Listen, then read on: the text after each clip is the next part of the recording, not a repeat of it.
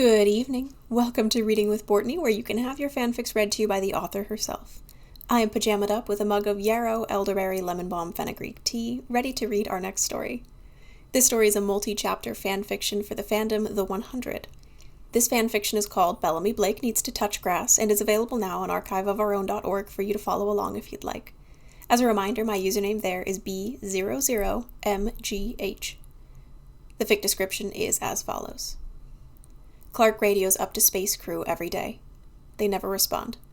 That doesn't mean they can't hear her. Monty considers what the hell someone like Bellamy, or Clark for that matter, someone who has only ever lived saddled by responsibility and riddled with forced leadership and blame, is supposed to do when everyone you love is safe and cared for and everything is generally fine. Apparently you adopt a kid you find in the woods and listen to the radio a lot. This is one of my favorite fanfictions I've written, and I hope you enjoy it as much as I do. Whether you're commuting or cross-stitching, here we go. Year 1. Everyone expected, and on some level emotionally prepared, for Bellamy losing his shit in space. That was a given. There's bound to be a breaking point in being shot into space for 5 years, separated from a majority of the people you care about, and having to eat algae and literally nothing else seems to be a good spot to have that breaking point. It's just... everyone kinda assumed you'd be freaking out about Octavia. No, see, here's the thing, Bellamy began explaining on day 4. O is certifiably safe. She's in a very safe bunker surrounded by people who owe her their lives. They have a farm with enough food to last everyone 5 years. O is totally okay. And she knows where I went and when I'm coming back and that I love her and everything. Sweet, so you can stop pressing your face against the fucking windows all day? John Murphy grumbled. No, because, Raven sees it, grimaces. Clark. Bellamy nods. I left her down there, he says, totally forgetting that this was both Clark's choice to stay and a group decision to leave. I was supposed to go with her to the satellite tower. I didn't, and now she's stuck down there, alone. And what if she's got, radiation burns, or she can't get food or water? What if she's dead? Then it's more my fault than yours, Monty says, not quite chastising, but very pointedly. If I hadn't passed out, you wouldn't have had to come get me, and then you could have gone with Clark. Or it's my fault for not being able to set up the satellite dish manually, Raven says. Or my fault for trying to end my life instead of making myself useful, Echo says. But Bellamy struggles with himself, trying to find a new way to blame himself for uncontrollable situations. Besides, Emori points out, it's Clark. She has night blood to protect herself from radiation. Allegedly, Raven reminds them all. Thank you, Raven, John sighs, rubbing his forehead with a flat, unhappy expression. Emori continues, and besides, from how you all treat her, I don't really know if she's capable of being killed. That reassures most everyone here except John. He's been the only one intelligent enough to realize that if Clark's helping everyone else, someone has to help Clark. Bellamy, too, keeps staring out the windows of the ring. Raven predicts that the radiation won't have dissipated enough to make radio contact with the ground until 48 days after Prime Via, but they start hearing static on day 14. Hello? Are you there? Raven is teaching Emori to work the radio and they call everyone in. What does that sound like? Emori says, proud of her growing skills with the radio tuner. Sounds like Clark, Harper replies, smiling for what feels like the first time in ages. Clark's voice crackles through on the radio, much clearer now that Emori and Raven have tuned it to the right frequency. Is anyone there? This is Clark Griffin. Please, do you read me? Monty presses all the right buttons to open a response channel, but nothing happens. We read you, Bellamy yells anyway. Raven and Monty spend all day working on the communication system and radio. They try going digital, analog, manual, automatic. They turn it off and on again. They try everything. But that radio was never designed to have an output. That equipment was in a different station, one of the stations that is now a wreckage on the ground. They can't respond to Clark. If I had parts I could scavenge, like another radio, Raven grumbles, then I could maybe make another one, but if I dismantle this radio to make something that can respond, then we lose our ability to hear Clark. So they're stuck with a receiver and no sender. Bellamy takes the receiver with him pretty much everywhere, and nobody complains about that. Clark is getting sad. John literally can't stand to listen to it and sequesters himself in he and Emori's room whenever Bellamy isn't sitting at a window and staring down like he could pick out Clark from the endless, smoldering gray. Everyone is tempted to take the receiving radio away from Bellamy after 5 days, though. Clark doesn't have any water, guys. We know, Bellamy. Do you think we could, drop some down to her, right? Maybe we could. No, Bellamy, we cannot drop a water bottle from outside Earth's atmosphere with nearly enough precision to have it land near Clarke without causing a crater that kills her. Besides, Monty doesn't even have the algae farm all the way up and running yet. But she's stuck in the middle of nowhere. So are we, dude. But she's by herself. Are you going to eat your MRE or not? And before you ask, no, we cannot airdrop your leftovers to Clarke. And by day 30 in space, 2 weeks after they handed Bellamy that radio, everyone has somewhat adjusted to Bellamy telling everyone what Clarke did today. It's usually something incredibly fucking mundane and kind of depressing, so they keep telling him to shut up. Clarke drove the truck today. Clarke says it's all still gray and ashy there. Clarke hasn't seen any bodies yet. This is a bad thing because it means the planet is still incredibly sore from the second nuclear apocalypse, but it's also a good thing because it's nice not to be surrounded by corpses when you're all by yourself in the second nuclear apocalypse. Monty, Harper, and on a good day, Emory or Raven are willing to at least nod vaguely along while they do whatever needs doing. Echo, John, and on a not so good day, Emory or Raven, are more likely to say, Bellamy, would it kill you to just tell me she's alive and spare me the fucking details? It's not that they don't care about Clarke, it's more like who the fuck wants to hear today's episode of Clarke driving the truck, in which Clarke, like every other fucking day, drives the fucking truck. They know Clarke is alive, they know she's doing at least decently okay, they would like to be reminded of their guilt for her being down there and them being up here less frequently. Thank you very much, Bellamy. But Bellamy keeps that radio clipped to his hip at all times. Hey, Bellamy. Clarke's always saying that now. Bellamy can't tell how she knows it's him with the radio. He hasn't considered that she has no idea, and that she thinks she's talking to no one, and that she chose to talk to the mental projection of someone who brings her comfort. Day 49 since Prime Fire. I'm running out of scavenged food again, but I'll be reaching Polis by sunset, so I can probably scrounge something up there. I want to try and find something to put down in the back of the truck. It's not like sleeping on metal is new, but I don't want to keep doing it for 5 years. I'd break my back before you got here. Bellamy smiles every time she talks about when they come back. Clarke still hasn't lost hope, so he doesn't either. Hey Bellamy, day 50 since Prime Fire. Polis is flattened. The bunker's covered in rubble. I'm gonna see how much I can dig out today. She leaves the radio on, and Bellamy, whose job today is to assess which areas of the ring are least essential so they can cut off oxygen there, is happy to listen while she throws rocks and occasionally stops to drink water or eat. Except when there's a huge crash so loud it only registers as whining feedback on the radio, Bellamy worries. Did the rubble shift? Did Clarke get out in time? Is she stuck? He clutches the radio in both hands and stares at it, willing it to give him new noise to tell him what happened. And then he hears Clarke shuffle up to the radio and grumble, shit. And he knows she's still okay, and he whistles as he inspects each room in the ring for potential usefulness, and he tells everyone at dinner that night that Clarke is in Polis and that she's working on removing rubble from the entrance to the bunker. And everyone tells him, that's nice, Bellamy. Now please shut up and eat your MRE. These are the last ones, and the algae should be ready to eat by tomorrow. Hey Bellamy, day 59 since Prime Fire. There was a windstorm last night. It ripped the solar panels off the truck. They're kaput. So I'm headed to the solar fields about 100 miles from here. I can't move all this rubble with my hands, not if I want to get it done in 5 years. There's silence, and Bellamy assumes that Clarke has put the radio back wherever she puts it when she's not talking to him, but as he's starting to return to harvesting algae for dinner, he hears, Hey Bellamy? I'd love to hear your voice. Anyone's voice. If you're hearing this, please respond. Please? I hear you, Bellamy says to the unresponsive radio. He doesn't know why the silence makes him cry, but it does. Hey Bellamy, day 63, I've got the solar panels. They're heavy as fuck, but it's better than not having them, I guess. I'm headed back to Polis. Are you even there? Am I talking to no one? I'm here, Bellamy says. It doesn't reach her, and he knows that, but what's he gonna do, say nothing? She literally just asked if he was listening, and it would be rude to ignore her. I'm right here. Clarke sighs. I don't even know why I brought this stupid fucking radio. Hey Bellamy, day 65 since Prime Fire. Bellamy can hear the smile in Clarke's voice, and it makes him smile too. He passes Echo in the hallway, and she gives him a look of disgust and asks him what's up with the gooey smile. Bellamy had no clue he knew how to smile in a way that could be described as gooey. He points to the radio, and she rolls her eyes and keeps walking. Clarke is still talking. I took a shortcut back to Polis since I'm kind of hoofing it through the woods. I don't need to worry about a feasible path for the rover. And oh my god, Bellamy, I found green. A whole valley. It's where the Shallow Valley clan was, and, well, Lowoda Clearon lives on in the bunker with Octavia, but I don't even know how many bodies I'm gonna have to burn. The death wave missed the valley, but the radiation still killed everyone here. God, Bellamy, there's children. Clarke sets the radio down, but Bellamy can still hear her crying. He still has to cannibalize some wires for Monty in the unused sections of the ring, but he pauses to sit with Clarke, or at least with Clarke's voice. Eventually he hears her stand up. She sniffles away her tears the way she's been doing probably her whole fucking life, and she gets back to work that way too. In the same way Bellamy wishes Octavia could just live without inhibition or anxiety, he wishes Clark could just live without literally everyone piling the weight of the world on her shoulders.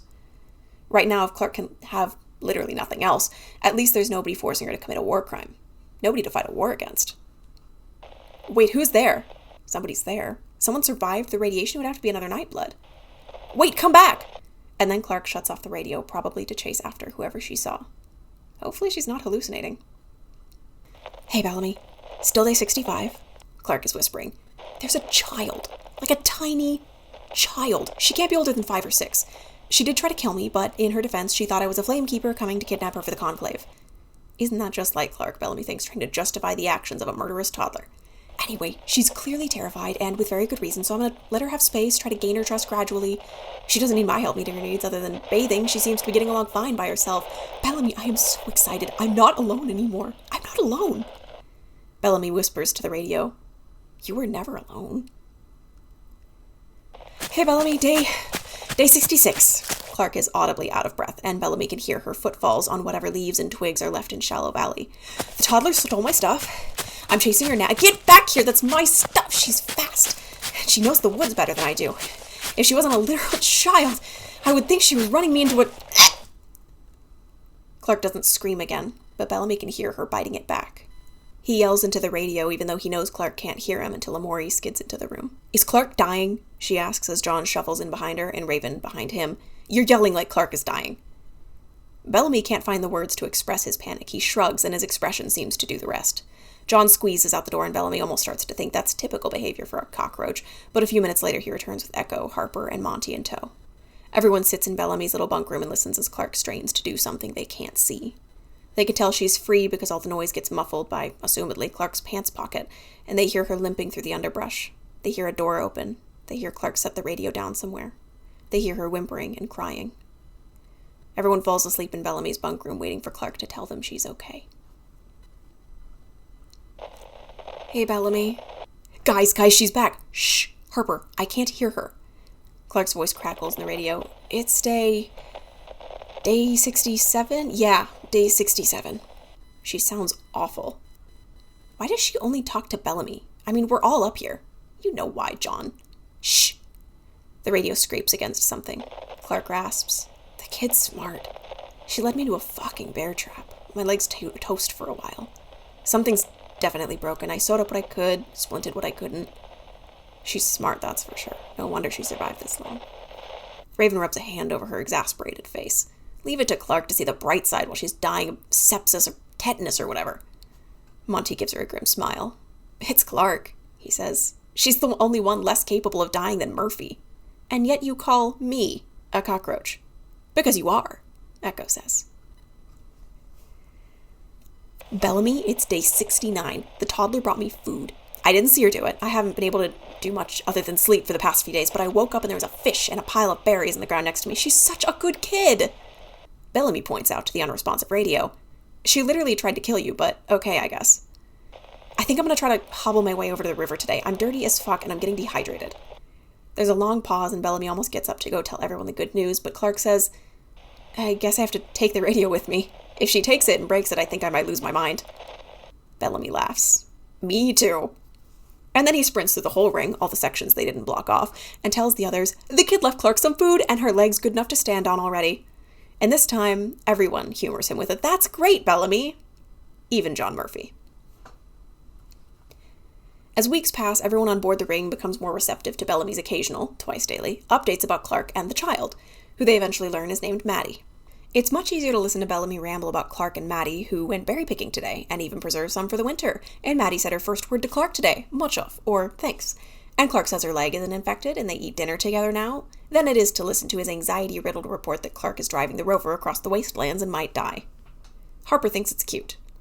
Bellamy talks about Maddie like she's his kid, she giggles. I think it's nice he has something like that for once. And by like that, you mean family members he hasn't had to hide under the floor? John scoffs. By now everyone can tell that's him agreeing. John's never been great at not sounding like a complete fucking dickwad, but it doesn't mean he doesn't care. Echo smiles. She remembers when Bellamy was willing to get himself locked in a cage and turned into a blood bag, and she thought that he must be a man on the brink of death to put himself there. He's got something to live for, she murmurs. Nobody hears her, which is probably good for the overall mood of the conversation. It's not like it's some huge secret that Bellamy Blake has only ever lived out of responsibility and obligation and the ignorance of the fact that you can actually just choose to die. But that's not exactly a happy thought to bring up when you're trying to choke down algae without wanting to die yourself. I'm trying to find a way to radio back. At least let Clark know we're here, Raven says, but they just don't have the parts for it. Even Raven Reyes can't make something out of nothing. But everyone can grin and bear it all a little easier each time they hear that Maddie taught Clark spearfishing today on day 80, and Maddie and Clark are sleeping in the same bed now on day 97, and Clark taught Maddie how to wrap a bandage on day 124. Hey, Bellamy, Clark whispers into the radio. Day 285 since Prime Fire. I've got to be quiet. Maddie's sleeping on my chest. It's her favorite spot. She told me last week it's because she can hear my heartbeat while she falls asleep. Clark giggles and Bellamy feels that gooey smile come back. He has at this point forgotten he never used to be capable of smiling in a way that could be described as gooey. I wish I could take a picture of her like this. Maybe I'd show it to you when you got down here. None of my drawings do her justice, and she's growing so fast. I swear she's gotten at least 3 inches taller since we found each other. There's a heavy sigh, and Bellamy thinks she might have drifted back to sleep. It's probably something like 8 a.m. there, and Clark isn't usually awake until 10:30 or so. But Clark whispers again. I have to go back to Polis. That rubble isn't moving on its own, and I can't leave everyone trapped on there forever. If those 5 years are up and they try to get out and find they're stuck, I don't even want to think about the kinds of chaos that'll unleash.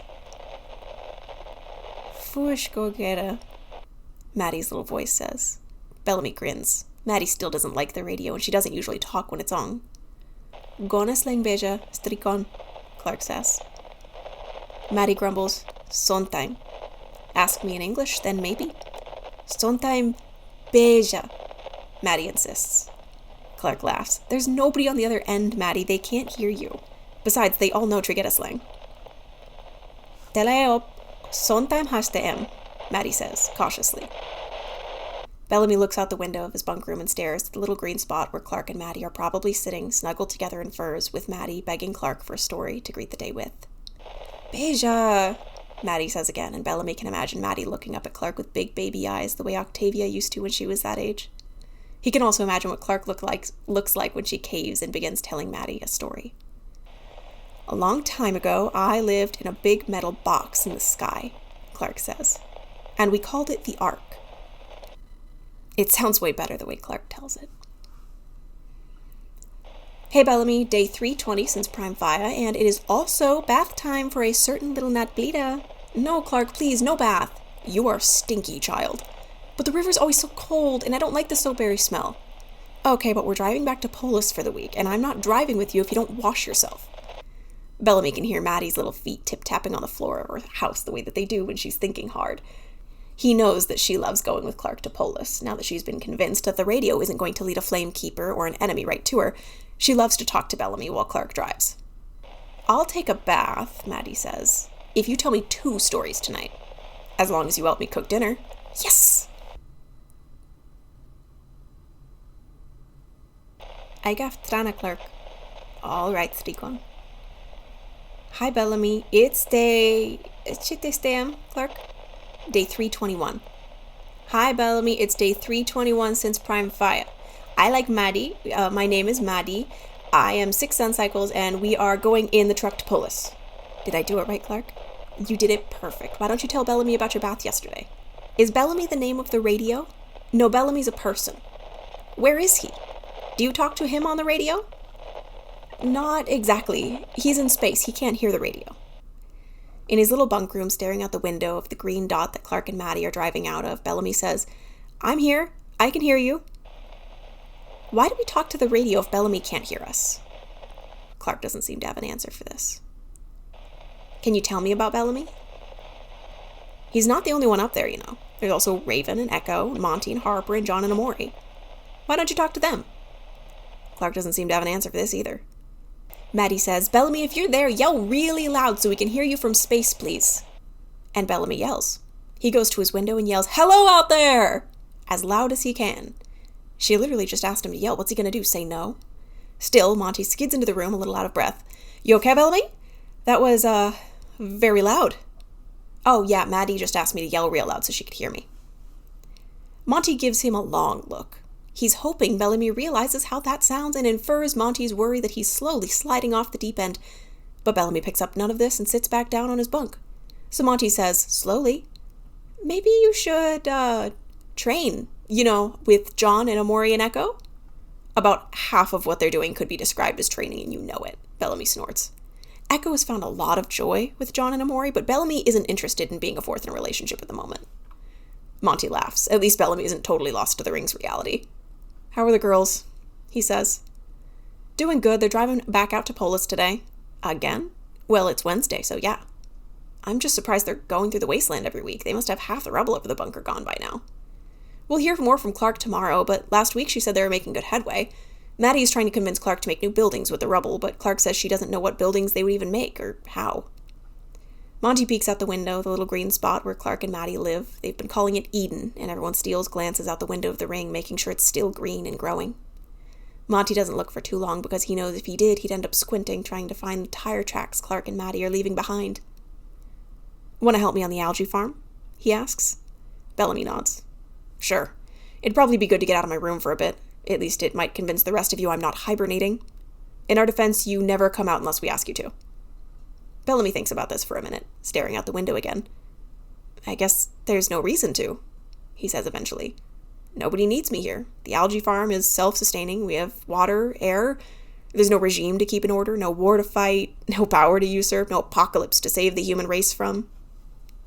He trails off, and Monty considers what the hell someone like Bellamy, or Clark for that matter, someone who's only ever lived saddled by responsibility and riddled with forced leadership and blame, is supposed to do when everyone you love is safe and cared for and everything is generally fine. Apparently you adopt a kid you find in the woods and you listen to the radio a lot. Hey Bellamy, it's day 365 since Prime Via.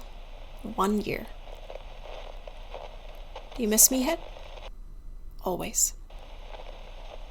Does anyone else miss me? Of course. I miss you guys. God, so much. Clark sounds so tired. And Bellamy cries. Because he left her there, and now she's stuck there, tired, alone. After a while, Clark says, well, the bunker is almost entirely uncovered. Maybe it'll take another month or so if we go slow, then we just gotta find something else to do. 4 more years. Bellamy says, I can't wait to see you again. And only realizes after he said it that Clark said it too. Funny how they're reading each other's minds, hundreds of miles apart. Year 2. Hey Bellamy, it's day 400 since Prime Fire, and it is a certain not leaders day year. That's me! Maddie screeches, excited. I'm 7 now, Bellamy. To the unresponsive radio, Bellamy replies, That's great, kiddo! And he runs out of his room he'd been working out to tell the rest of Space Crew. Echo coined the name jokingly a few weeks ago, but it stuck. Oh my goodness, 7? Harper and Monty are both gushing. She's getting so big, what a sweetheart!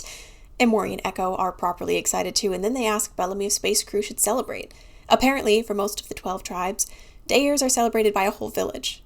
Echo murmurs that poor Maddie must be feeling so lonely, even if she has Clark. Even John grins and says, well, damn, how old is this squirt now, 15? She better be big enough for me to tease when we get down there. Raven, who had been relaxing in her bed, piled with as many of the spare blankets and pillows as she could persuade away from everyone else, sat right up and grinned. 7, huh? What are they doing to celebrate? Bellamy is quick to tell her Maddie and Clark are going to the berry fields to make hair dye, and Clark promised to try and help Maddie make a pie, too. Clark has never baked before, but Maddie is sure she remembers the recipe, and the finished product is probably less important to Maddie than the fact that her and Clark will be doing something fun together. Raven visibly excites at the mention of a pie, even if the pies on the Ark, the only pie anyone from Sky Crew ever had, was machine-produced and mostly tasteless and very, very rare. The thought is still making Bellamy salivate. He bets Maddie and Clark's pie, even if it goes horribly wrong, will be the best pie anyone he knows has ever had. Hey Bellamy, still day 400. Maddie's tuckered out. She's tough, but she's barely 7, so walking to and from the berry fields, making pie, and dyeing her hair had her sleepy before dinner. I'm drawing a picture of her now, trying to make sure I'm getting close to how she looks so I can remember when she's older. I don't really notice the changes because I'm with her all the time, but I just realized today she's not the scrawny toddler that led me into a bear trap anymore. She's getting bigger and bigger. She's starting to grow up. Bellamy falls asleep listening to the scratches Clark's pencil is making on paper. Hey, Bellamy, day, what are we on, Maddie? You know the day, Clark. You always know the day. I do know the day, but I want to see how well you remember your big numbers. Hi, Bellamy, day on 479 past Primfire. Very good, my little Nadblida. Bio den Trigereslang. There's a little silence that Bellamy can interpret well enough as, probably, Maddie intimating that she can't say it in Trigereslang. You didn't learn numbers in Trigereslang? Clark asks. I wasn't big enough to learn the big numbers, Maddie says. I know mon, du, tre, fort, fang, sit, septin, ehuit, night, but I don't know the big numbers. But you know them in English? Because you say them to the radio every day. Another long silence. Bellamy gets it. He's not sure what to say to that either. Echo or Amori could probably teach Maddie the numbers, but Sky Crew never had a reason to learn large Trigereslang numbers. There's no way Clark knows them. Well, in 4 years, when everyone gets out of the bunker, I'm sure there will be lots of people from the 13 clans who could teach you. Bellamy doesn't actually hear when Clark starts to radio this time, although he knows, because he's counting too, that it's day 541, because he's helping Monty run some experiments on some soil that he's made out of... Literally, Bellamy does not want to know what Monty made fake soil out of in space because it's probably shit and trace amounts of metal filings and, old algae or something.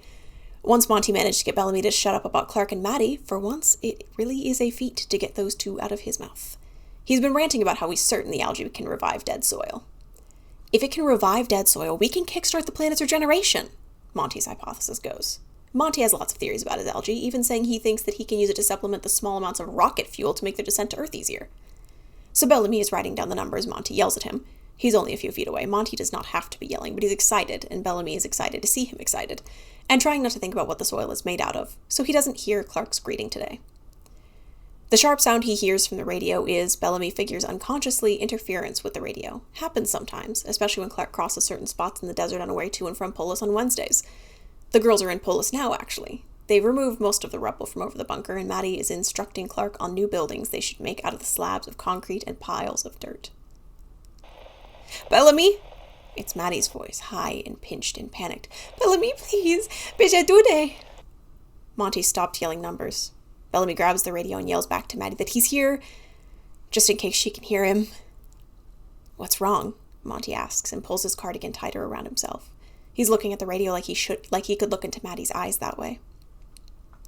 Bellamy shakes his head. He doesn't know. What's wrong? Maddie's screaming. Clark is starkly silent. Bellamy doesn't know how to answer Monty. Bellamy, Clark's stuck. She got stuck in the bathhouse we were building for when everyone comes back. I can't hear her in there. She's not answering me. Maddie's hiccups echo through the radio. Around the cluttered metal of the room Monty and Bellamy can hear her from. Clark? Clark, can you hear me? There's a long silence, long enough that Monty nervously resumes poking at his soil again. Clark? Yeah, I can hear you. I'm outside. Are you stuck? Clark must be responding, but Bellamy and Monty can't hear it through the radio. Can you move it? Maddie asks Clark, and then, worse. The bone! Maddie starts hiccuping and crying again. Oh, God. Monty mutters, peering over Bellamy's shoulder at the radio again. How old is Maddie now?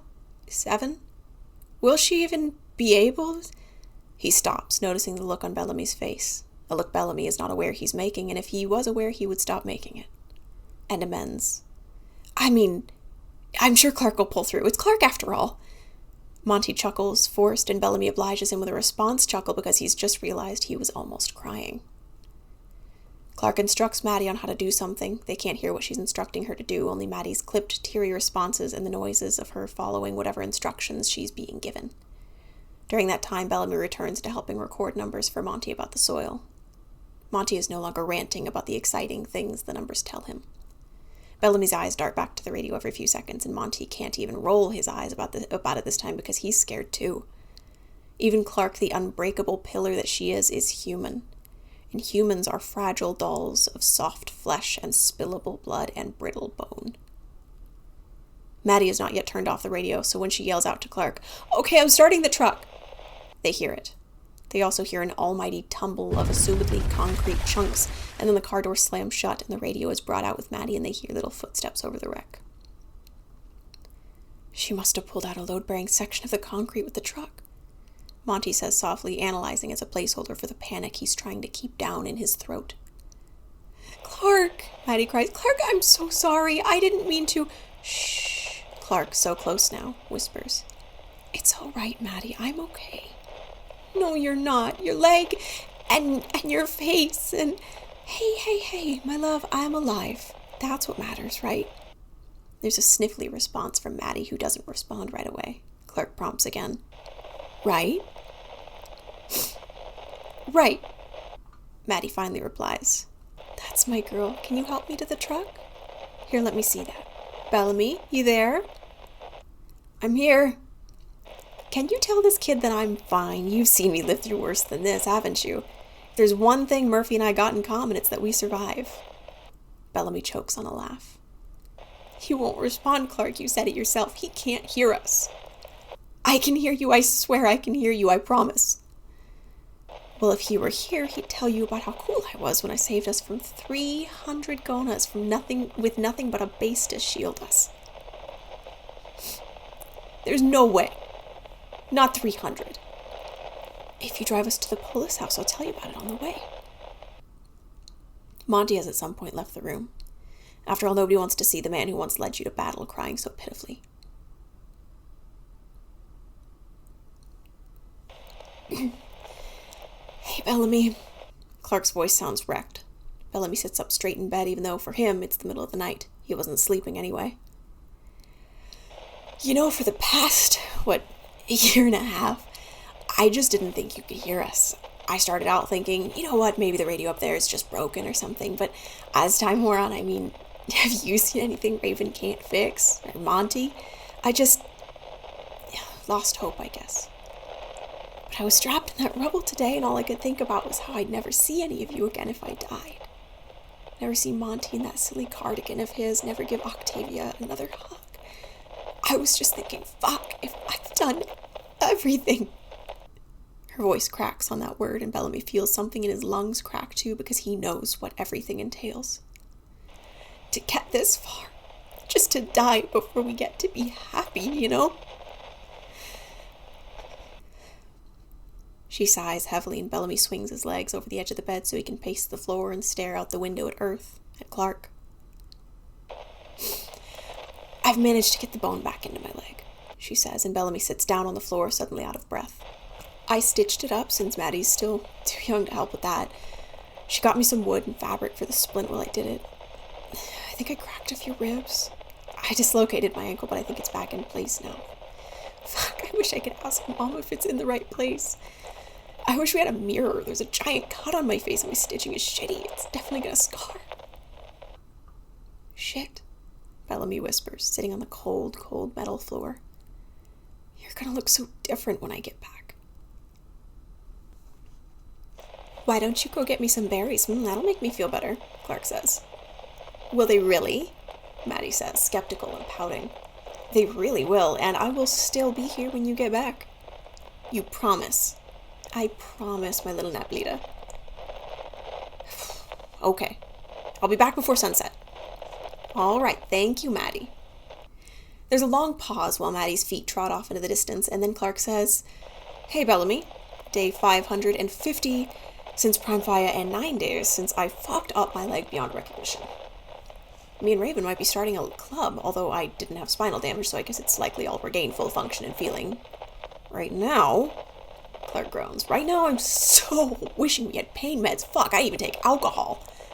Bellamy's sitting with Raven right now. They've been meditating, something Echo suggested they try, although they were both too headstrong to do it under her watchful eye, so they're doing it sitting on the floor in Raven's room, facing away from each other. Raven turns around, trying to hide how excited she is to have an update from Clark, since the last one, told to her twice, once by Monty right after he heard it, and once from Bellamy, several hours, and more complete in detail, was so terrifying. You had to bring the radio to meditate.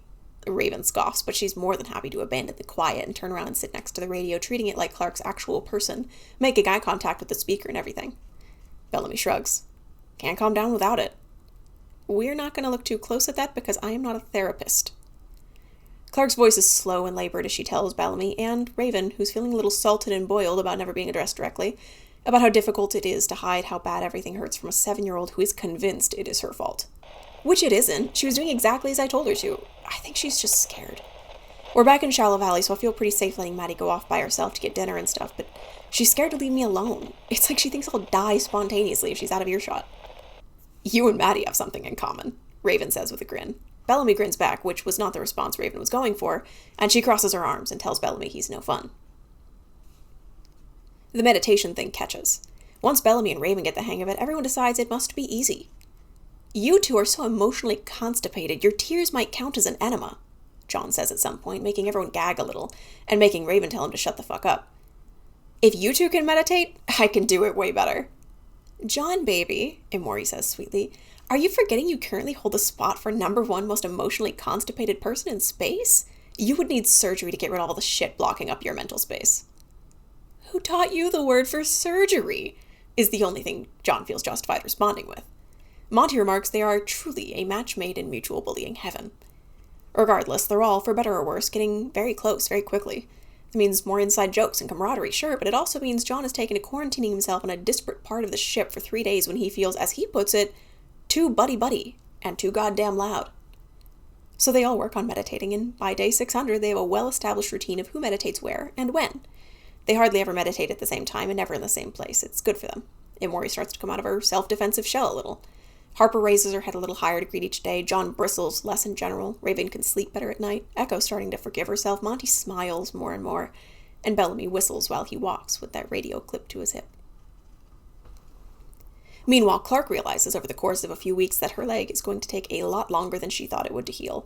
And that even when it did heal, she would have to slowly reacclimatize her muscles to daily wear and tear. I've been sitting down too long, she tells Bellamy on the radio. I can physically feel myself losing muscle mass. By day 600, she's only just starting to be able to stand on it. She spends every day pestering Maddie to go out and do some out-of-the-house tasks for her, and then once Maddie is surely out of earshot, Clark bitches to Bellamy about how horribly everything hurts without any kind of painkiller. He started going to a room by himself when it's just Clark, because sometimes she just screams, long and wordless and harrowing to listen to. At first, Space Crew was getting worried, but Bellamy, after a lot of prying from Harper and jabs from John, opened up and told them about how Clark is doing, and they agreed that they appreciate him keeping that out of public space. Only they wished that he would leave the radio in a quiet room without him next to it. They don't think it's good for him to be listening to that either.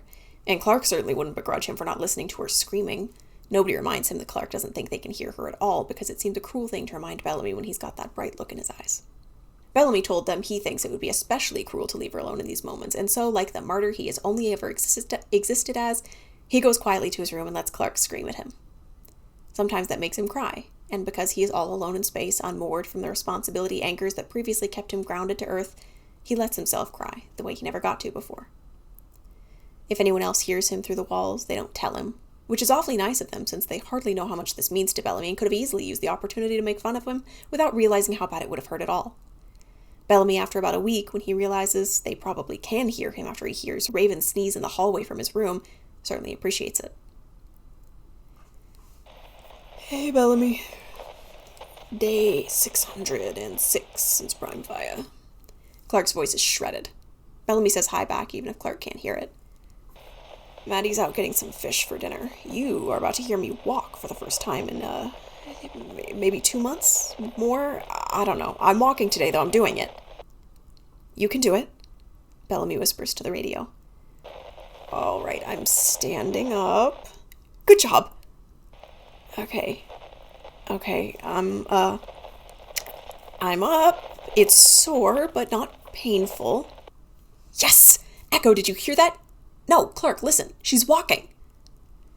Okay, so I'm gonna try walking to the wind. Whoa, okay. We're still good, just weak as fuck.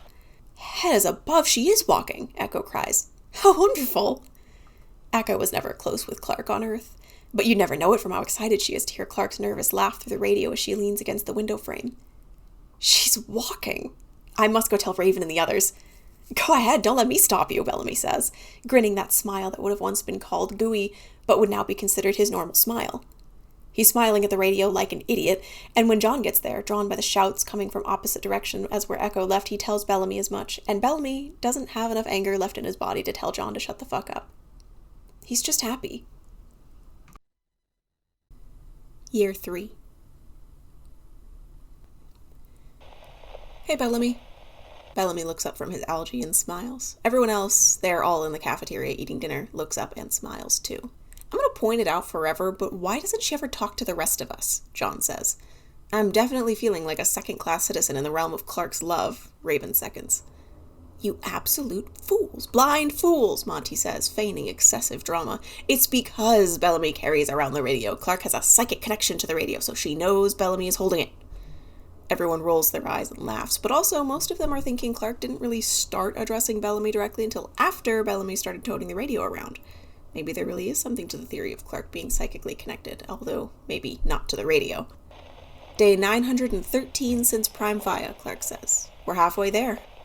Shit, is it 2.5 years already? Emory says. It doesn't feel like it's been 2.5 years, Harper says. If it's been so damn long, why does the algae still taste like shit? John says. Monty stuffs his arms across his chest in his cardigan. Shut up, my algae is wonderful. Bellamy laughs. It's also the only thing keeping your ass alive, Murphy.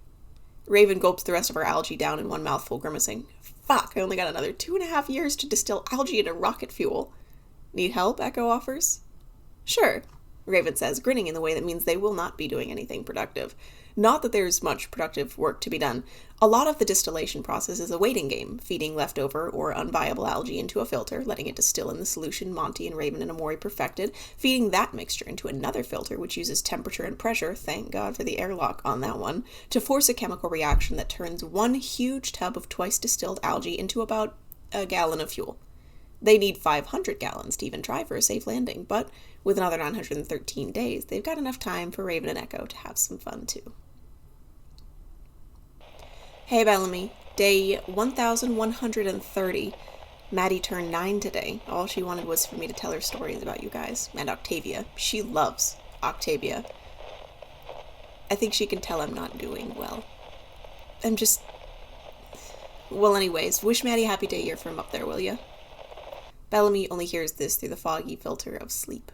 Maybe 1,000 days ago he would have startled awake at the sound of another voice in his room, but it isn't 1,000 days ago, and nearly 3 years of peaceful sleep and peaceful days and nothing terrifying has smoothed over his frayed nerve endings like the ocean over a jagged stone, and Bellamy is becoming a soft old rock on the shore, so he doesn't startle awake and he doesn't hear Clark. It's all right. He wished Maddie a happy day year through the unresponsive radio several times already before he went to sleep. Hey, Bellamy, it's Maddie. Clark's out getting dinner, and I asked if I could keep the radio to talk to you. Oh, you guys, it's Maddie! Harper calls to space crew, and everyone drops the algae they're painting with, Monty's idea, to scoot closer and listen in. Maddie giggles into the radio. She's told me so much about you guys, but I just still don't know what you look like. I think probably John has big ears. I do not. And maybe Amori has really pretty shiny hair. Oh, do you really think so? I think Raven is definitely the tallest, and probably Monty is the shortest. Oh, fuck, can you imagine? And Bellamy has probably really long hair, like longer than mine or Clark's before she shaved the sides. Clark did what?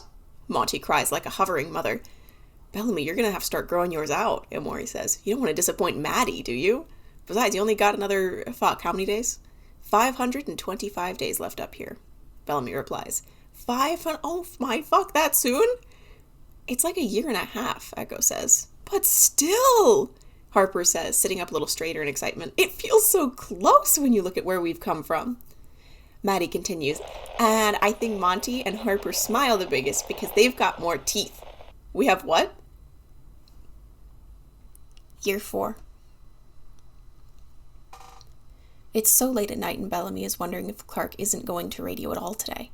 It will have been the first missed day out of the 1,342 days that have come before it. Bellamy is worried. Nothing was wrong yesterday, except that Clark had been especially quiet. She's been getting quieter, and it's sitting wrong in Bellamy's chest, but to entirely miss a day is hitherto unheard of. He's been talking Raven and Echo's ears off about how worried he is all day, and they're sleeping now. It's late. It might be technically past midnight, but Bellamy is staying up until Clark radios in. "Hey, Bellamy," Clark says in the dark. Bellamy doesn't relax, though. Clark has been crying. Clark has never cried other than situations of physical pain where it would be stranger if someone didn't cry. Clark has never cried since she was left on Earth. The wrongness in Bellamy's chest sinks deeper, dragging his lungs into his gut. "Day 1,342, she says. There's a break where she just sobs. Bellamy loses his ability to breathe. "Fuck, I'm so lonely. Her voice breaks and she tries again. "I miss you guys so much. If I could just hear someone's voice." The wrongness in Bellamy's gut sinks deeper, dragging his lungs and his stomach into his feet. "Are you guys even coming back?" Clark asks, voice distorting with hiccuping breaths. "Did you even make it to the ring? Can you even hear me? Is anyone there? Anyone at all? Please, just give me a fucking sign. Don't leave me here!" Clark screams, and then a whisper. "Please don't leave me alone, Bellamy." And then even quieter. "Not you too." She cries for a while longer and then finally says, in a flat, horrible, blank acceptance, "I don't even know why I have this fucking radio." And then the power on the sending end of the recedio on Clark's radio turns off for the first time in almost 4 years. Bellamy screams. He throws himself at the window and hits it like he might be capable of breaking through 4 feet of industrial-strength glass and fall down to earth. He trashes his room, he screams, and he hit things, and he sobs until Monty shuffles in and pulls Bellamy's hands out of his hair, and Harper grabs his blanket off the floor and wraps him in it, and John puts the furniture back in order, and Raven sits down next to Bellamy on the floor and hands the radio to Echo and Amori, who are sitting, staring from the doorway with no idea what to do at all. The next day, Bellamy is insufferable. "We've got to go back," he keeps saying. "Now." And he has a response to everything. "Bellamy, it's not even the 4-year mark yet." "Okay, but what's another 507 days gonna do?" "Bellamy, it's still another year until it's livable. The whole planet's irradiated as fuck. We can wear hazmat suits. For a year? Sure." "Bellamy, we don't have enough rocket fuel for a safe landing." "How about a crash landing?" "Dude." "Bellamy," Raven finally says, "what the fuck happened? Last night you threw a tantrum, now you want to get down there and die trying. Is Clark okay? Is Maddie?" Bellamy says, "They're fine." But what everyone hears is Bellamy is panicking because they're clearly not fine, which leads them to some concerning conclusions. They're all worried about death and terminal illness and more bear traps and falling off cliffs, and the worry is showing very clearly on their faces, so Bellamy elaborates, "Clark's lonely." "You want to kill us because Clark is lonely?" John says. "That's it, I'm going to my hibernation room." Amori and Harper both stop John by grabbing his collar and his arm respectively, and John says, "Look, I'd do anything for Clark, but come on, Bellamy." "Oh, the cockroach being selfless," Monty teases, but John takes this seriously. He turns around and says, slowly, as if he's spelling this out for children, "No, I would do anything for Clark because I want to survive. Have you guys seen what happens to society when Clark's not around?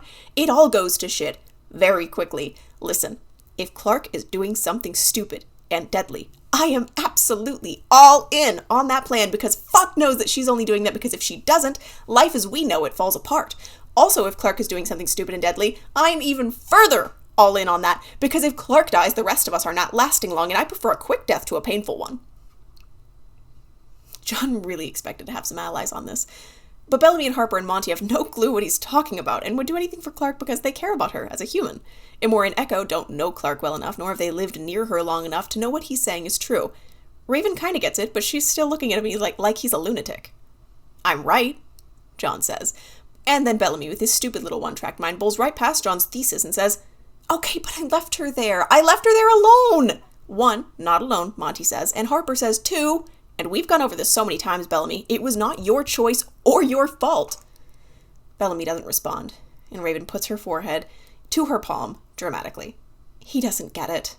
Then, enunciating very slowly, she says, "It was not your fault. There was literally so much going on. Monty had collapsed. We needed the scrubber from the bachelor pad bunker. The satellite needed set up. We were running from fucking prime fire."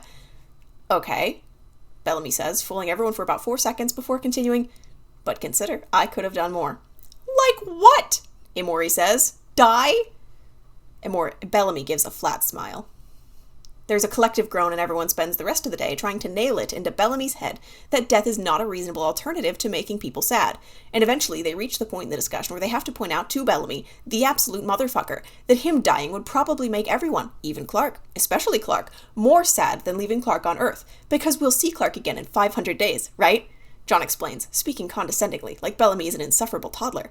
"Well, if you're dead, we'll see you again. Never, dipshit!" Eventually, Bellamy seems to get it. Just a little. Late that night, the radio flicks to life and Bellamy starts to cry again, this time out of relief. He was so scared she wouldn't turn the radio back on. But it's Maddie, not Clark, that he hears through the speaker. "Why was the radio off, Clark?" Must have turned it off on accident," Clark lies. "Thank you for grabbing it for me, my love." There's various household sounds for a while, and then Maddie remembers to say, "Hi, Bellamy, it's day 1343 since Prime Fire." Everyone goes to bed soon after that. Maddie does most of the talking over the next few days, but she's not dumb, so on day 1350 she asks, "Clark, are you mad at Bellamy?" "No, dearest, why?" "You keep leaving the radio lying around. You always have the radio with you." "How could I be mad at Bellamy? He's not even here." "You sound mad at Bellamy." There's a thick sigh, and then Clark says, "Baby, I'm just sad." "Because you miss him?" "Because I miss them all." "I miss them too," Maddie says, forgetting she's never met him or anyone else up here. "Can you tell me a story about them?" Clark laughs, and Bellamy hears the lump in her throat. "Yeah, my love, sure." And she begins a winding tale of the first dropship, the camp they set up, Charlotte's trial. It's a dark story to tell someone who's not even Charlotte's age, but the way Clark tells it, it sounds nice. All soft words and cloud fluff, and Bellamy gets an idea. And he finds a thick, old, empty journal and a pen, and he starts writing. It's been weeks of Clark hardly talking to the radio, just telling Maddie stories while the radio happens to be on nearby. Maddie is diligent about keeping track of the days and greeting Bellamy each morning. Space Crew expects Bellamy to start losing his mind a little bit. Everyone's hands are out to catch that other shoe when it drops. Raven has been forcing Bellamy to do lots of parallel play meditations every day. Monty has been stealing Bellamy out of his room and forcing him to help on his algae soil project as often as he can. Echo keeps awkwardly patting Bellamy's shoulder and asking him how he's faring lately. Harper and Amory and John all ask about Clark and Maddie directly, with varying levels of tact. But Bellamy's fine. He's doing just fine. He's been writing down every word Clark says in that thick old notebook of his, and that task is keeping him all right. When he has any spare moments between working out and meditating and helping Monty with his soil and taking down from Clark's dictation, he rereads the stories he has until he could probably recite them. In fact, when John asks if Bellamy really is that obsessed, Bellamy proudly begins to recite Clark's version of the story of Octavia and Lincoln's meeting, one of his favorites, even if he's the villain in it, and then stops a few sentences in when John's expression makes it expressly clear he was being sarcastic. "You're a sappy motherfucker, you know that?" John says. "What do you mean?" Bellamy asks. And John bangs his head on the wall. Year 5. "Hey, Bellamy," Clark says softly. Bellamy had been working out and he drops off the DIY pull-up bar he's made on his ceiling to sit next to the radio. He smiles at it and imagines what Clark must look like with the sides of her head shaved and the ends dyed berry pink, the way Maddie's been telling him. In order to not disappoint her, he has been growing his hair out, and it's just long enough to have a tiny braid at the base of his neck. "Hey, Clark," he says. It sounds like an apology even to him, but with the 62-mile mire of guilt, it's tough to tell what specific thing he's apologizing for. He hopes she hears it anyway. Day 1460. We're on year 5 now. It's hard for Bellamy to hear Clark's tone of voice, and Bellamy has never felt further from her. She says, "I'm trying to forgive you. I guess I've got another year to do it in. I miss you too much to still be mad when you get here." And that's all Bellamy gets. He works out until he throws up. But Clark starts talking to the radio again after that, slowly, guarded like they're strangers all over again. It's worse than when she was ignoring the radio for Bellamy, because now he can hear how lonely she is when she tells him her leg isn't totally healed, when she describes the sunset to him, when she asks how the solar flares look from space. He starts crying a lot again, and Space Crew is there for him in a way they never would have imagined needing to be for Bellamy Blake, of all people, 4 years ago. Hey, Bellamy. Day 1499. Maddie has started counting backwards now, so for her, it's day 325 until she gets to see you all again. She's already 10, but that's still just 10. Even Charlotte was older than that. Fuck, Bellamy, do you think we ever can earn forgiveness for that?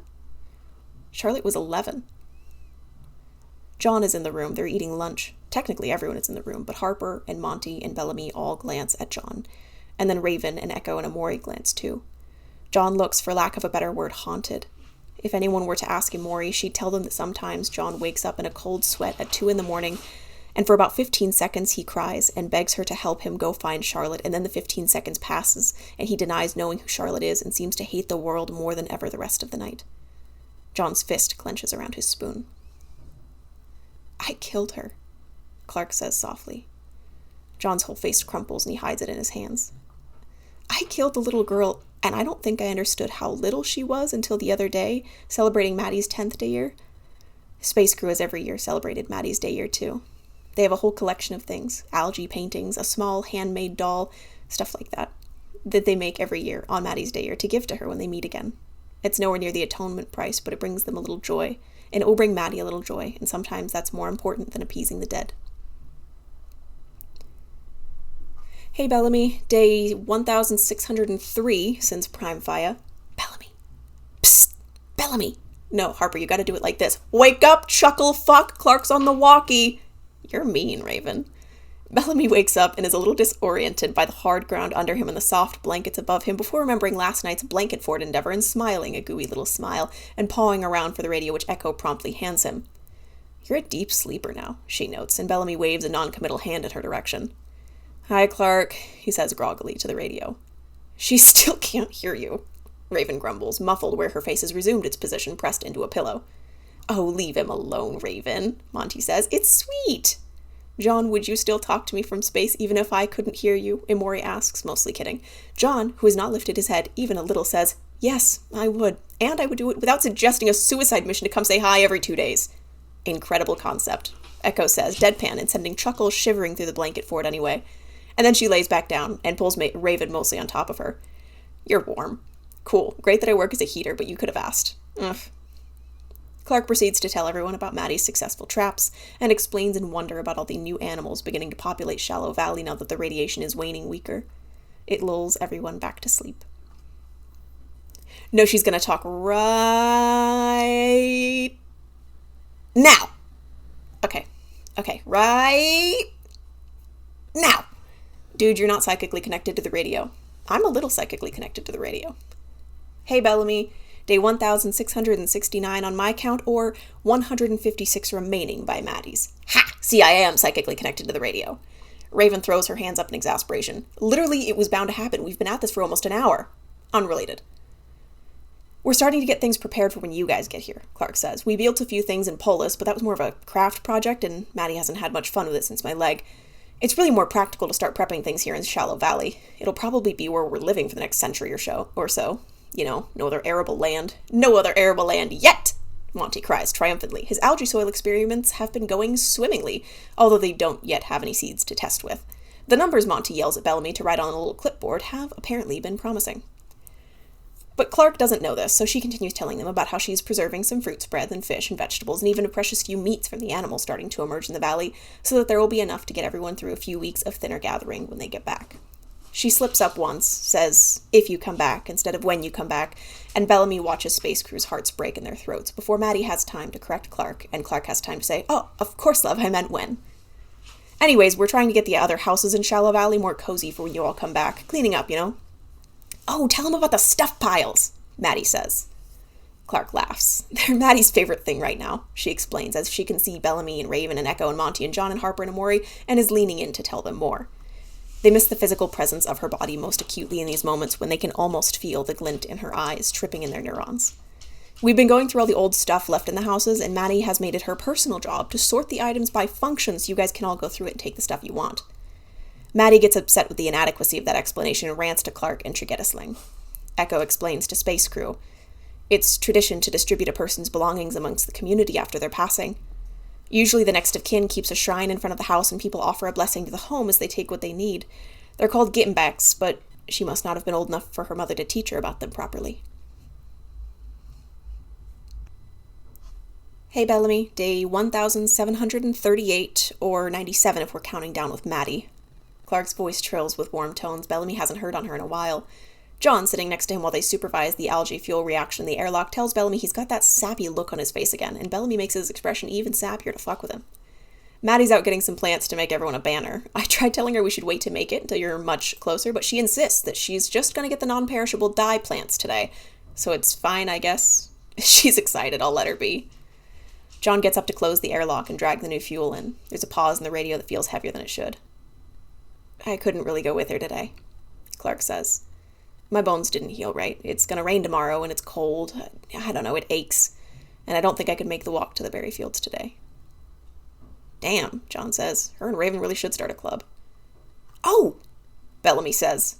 And then he grins and he jumps to his feet and he sprints across the ring to find Raven helping Amori practice the controls of the rocket. And he says, Raven, could you build Clark a brace too? And Raven hasn't seen Bellamy this animated maybe ever, so she smiles back and says, if I can get the specs on her injury, then sure. By day 1811, the ring is a beehive of activity. Echo says they got complacent over these 5 years, and they should have been preparing all along, but Monty insists they deserve to rest, and really the burst of activity is probably good to keep them excited. They're packing as much of Monty's algae as they can into watertight, pressure-resistant parcels, courtesy of Raven. They're loading the algae fuel gallon by gallon into the fuel tank. They're packing anything they don't want to get let go of, algae paintings they're proud of, favorite blankets, into pressure-resistant crates that will go underneath the seats. They're double-checking ground radiation levels with a special equation that Raven and Monty cooked up together that works based off light refraction in the atmosphere. They're running drills in all the ways the landing could go wrong or right. They're going home in 14 days. They're routing potential landing sites that will be close enough for Clark to see their crash site, but far enough not to ruin Shella Valley's arable land. They're making pillow forts every night because they can, and they're screaming with laughter, and they're almost never not smiling. Even John. Every day, Maddie talks their ears off on the radio about how she's going to see them in 14 days! I can't wait 14 whole days! You've already waited over 1,000, Clark reminds her. Maddie tells Clark that was entirely different, and Clark laughs.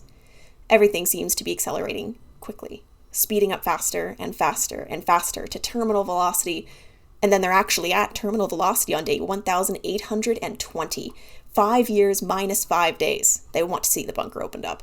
They're still screaming with laughter, and they're peering out the tiny window as Earth rushes up to wrap them up again, even accepting her prodigal children with open arms. The parachute deploys a fraction of a second too early, so it burns off a second too early, so they land with a crash only as hard as if they'd hit a tree in the truck, and their seatbelts bruise with the weight of their bodies thrown around and around and around. All the pressure-resistant crates that cram the cockpit rustle under their feet and around their legs. Each of them have things they clutch to their chests, too, things too precious to risk being underfoot. Monty holds a special container of first-generation algae. Harper holds several of Space Crew's favorite algae paintings. Amori holds the controls. John holds a small box with contents undisclosed to the rest of Space Crew. Raven holds the brace she made for Clark. Echo holds a doll she made for Monty's space dirt for Maddie. Bellamy holds the journal where he's been writing down all of Clark's stories. The rocket rolls over and over on the textured surface of Earth, and they're all unconscious with the culture shock of gravity when the door opens. Bellamy's eyes squint open, and he's in the back of the truck, looking out the front windshield. Maddie is driving, and she's as perfect as he always knew she would be. And he wants to laugh because she's so little.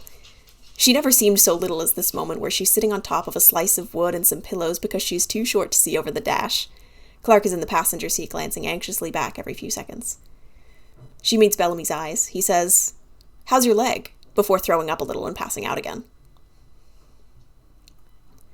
When Bellamy wakes up next, he is laying down somewhere, and there's Maddie right up in his face, staring. She grins when he opens his eyes and says, "You're Bellamy, right? I knew you'd have long hair." "How about Harper's extra teeth?" he croaks. Maddie doesn't really recognize what he says and continues unaffected. Harper does not have extra teeth, but she does have a pretty smile. Nobody has extra teeth, I'm pretty sure. "Oh no," Bellamy says. "Trust me, some people have more teeth than others." "Bellamy Blake, are you lying to my daughter?" And there she is. Clark is in the doorway, hands on her hips, smiling more than frowning, but really doing her best to frown.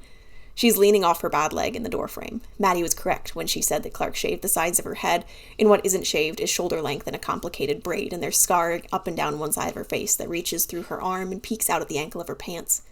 Bellamy grins at her, swings his leg over the edge of the bed, and crosses the room in 2 strides to give Clark the bear hug he's been waiting 5 years for. "Missed you too," she says. "Woo!" John cries from 2 beds down. "Finally! Bellamy Blake has completed his mission. Maybe now the rest of us can fucking rest." Fucking men. Raven laughs off the edges of unconsciousness. "Ladies and gentlemen, we have done it. Bellamy Blake can finally shut the fuck up about Clark." "Huh?" Clark pulls out of the hug. "I was not that bad. You proposed a suicide mission every 3 days on average," Monty says. "And you moped like a war widower," Echo adds. Clark makes a confused, flat expression. "He did what?" Harper grumbles sleepily, slaps softly at Monty's face for being rude, and says, "Don't mind them. It was really sweet." Emory laughs. "He was fucking glued to that radio, though." "The radio? What, you could hear me through that fucking radio and you never said anything?" Clark's nostrils flare and she's about a second from punching everyone, squarely in the face. "We didn't have a responder," Bellamy says to his defense. Raven raises her hand to corroborate. "True, we didn't have any parts to make a new radio up there. We might have been able to cannibalize the one, but then we wouldn't be able to hear you." Maddie skips over to squat next to Raven's bed. "You're Raven, right? Is it true you saved everyone from the Mount Weather guys even while you had a bullet in your spine? That's so cool. How did you do that?" "Oh, I didn't really." Raven, faced with the bare-faced admiration of a child, is suddenly bashful. "I mean, it was kinda cool, yeah." "I wanted to meet you guys for years," Maddie says. "You guys are my favorite. We gotta go get Octavia tomorrow, and then I'll meet all my heroes." On day 1, by Bellamy's count, or day 3 by Clark's count, they're bickering about that like an old married couple, and it's setting everyone else at ease, even Maddie, who hasn't heard another voice in 5 years. They drive out to Polis to open up the bunker. "They shouldn't be trying to open it themselves until tomorrow," Harper says. "Why are we going a day early?" "To show everyone around," Maddie exclaims. And Clark explains, "This little munchkin has been itching to meet Octavia for 5 years. I promised we'd hit the road the moment everyone was awake." "You sure are littler than I thought you'd be, Gofa," Emory says playfully. She almost leans up to tickle Maddie, but Maddie is driving the first leg. The DIY apparatus that has overtaken the front seat for Maddie to be the primary driver, Clark has a hard time driving with her leg, will be a pain in the ass to remove, so Maddie is driving the first 2 hours to Polis, then they'll remove the booster seat and pedal extensions, probably for good, so the adults can drive. "Hey, Clark says I'm big for a 10-year-old. "Clark, just out of curiosity, when was the last time you saw a 10-year-old? Raven asks. She's making small tweaks with an even smaller screwdriver to Clark's leg brace. It's not a perfect match to Raven's because their injuries are different, but Raven has made them look pretty damn similar, and she's engraved "left legs, left losers" in tiny scorch marks on the side. She's excited to have someone who gets it, even just a little. Clark makes a little grimace, more smiling than not, even though she's definitely trying to frown. "When was the last time you saw a 10-year-old? Clark responds evenly, and Raven laughs and says she makes a good point. Polis looks beyond different from what Space Crew remembers. The whole city looks like a miniature mountain range of debris. 20 or so crude buildings made of concrete and rebar and some scrappy bits of fabric have replaced the sprawling, sky-reaching cityscape. Everyone compliments Clark and Maddie on the buildings, if only to apologize for what was lost when making them. Where the bunker's latch opens, however, has been totally cleared of debris, and there's a huge area of flat ground around it that Clark says they cleared to make room to get everyone out of the bunker. All of the debris that had been over the bunker, and there's a lot of it, had been piled up some 100 yards away in a threatening heap that would be scarier if it wasn't so far away. The lid of the bunker is sealed tight, and the heat and dust and some water have partially baked a ring of clay around the edges, so the first step is to carve the edges of the door back out. They're all nervous. They haven't seen or heard from anyone in the bunker in 5 years, and several bets have been mentally placed on a gladiatorial blood sport of some sort having been popularized, or maybe they've gone cannibal and a third of the population is already in the stomachs of the remaining 2/3. Clark opens the lid, because, of course, Clark will take that responsibility when nobody else will, and drops down into the poorly lit man-trap. Of course, Bellamy is right behind her, and he helps Maddie down the ladder. She doesn't need help, but she appreciates being treated like she does. It makes her feel special. And then the rest of Space Crew follows. The door leading into the bunker is locked from the inside. There's yelling and footsteps beyond the door. Clark knocks. The yelling and the footsteps stop. Clark knocks again. John says they clearly heard her the first time, and Amori tells John to shut up. "Hey, anyone in there?" Bellamy calls. "Oh, Octavia?" From beyond the door, they hear, "Holy shit, is that Bellamy Blake?" "Yeah, hi, Bellamy Blake, along with Clark Griffin, Maddie, Raven Reyes, John Murphy, Emory, Echo, Monty Green, and Harper McIntyre. Can you let us in?" "You're early," one voice says. It sounds like a kid. We're not supposed to come out till tomorrow. Okay, but we're here now, Clark says. Can you let us in? More footsteps approach. Hey, Jace, what's this? Octavia? Bellamy shouts. There's a pause, then, Belle? Is that you, big brother? Hi-oh, can you get this door open? The door swings open, and Octavia throws her arms around Bellamy's neck in a hug. There are 5 or so kids behind her, peeking out the door at the small crowd, eyes wide and holding a ball. Octavia hugs each of them, starting with Bellamy and going down the line, which feels kinda sudden for Space Crew and Clark, who only really know Octavia as a resolute, bloodthirsty warrior. Octavia is softer now. Everyone in the bunker seems softer, and this might be partially attributable to the fact that they're all wearing knit sweaters. All of them. Every single person has a knit sweater, and some have knit pants or skirts or dresses, too. About half the people they encounter are knitting or crocheting. Not that Space Crew knows the difference, but everyone in the bunker seems to. Octavia explains that everyone is trying to finish their current projects before going topside tomorrow.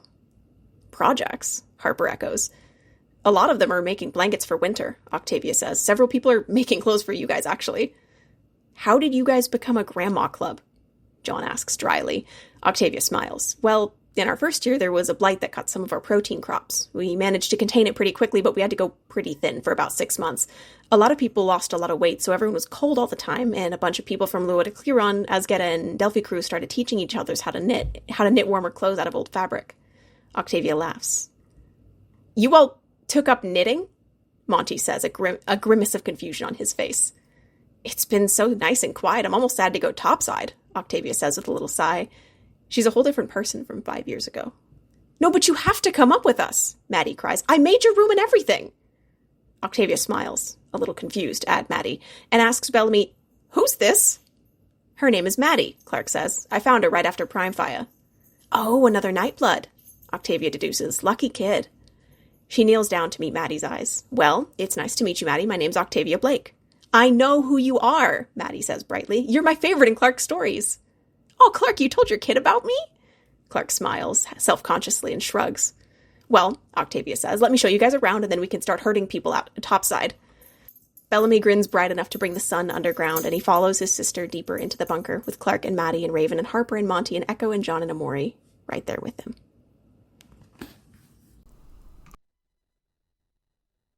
Thank you so much for listening. I hope you're tucked into your treadmills, powering down your beds, and I'll see you next time on The Author's Mic.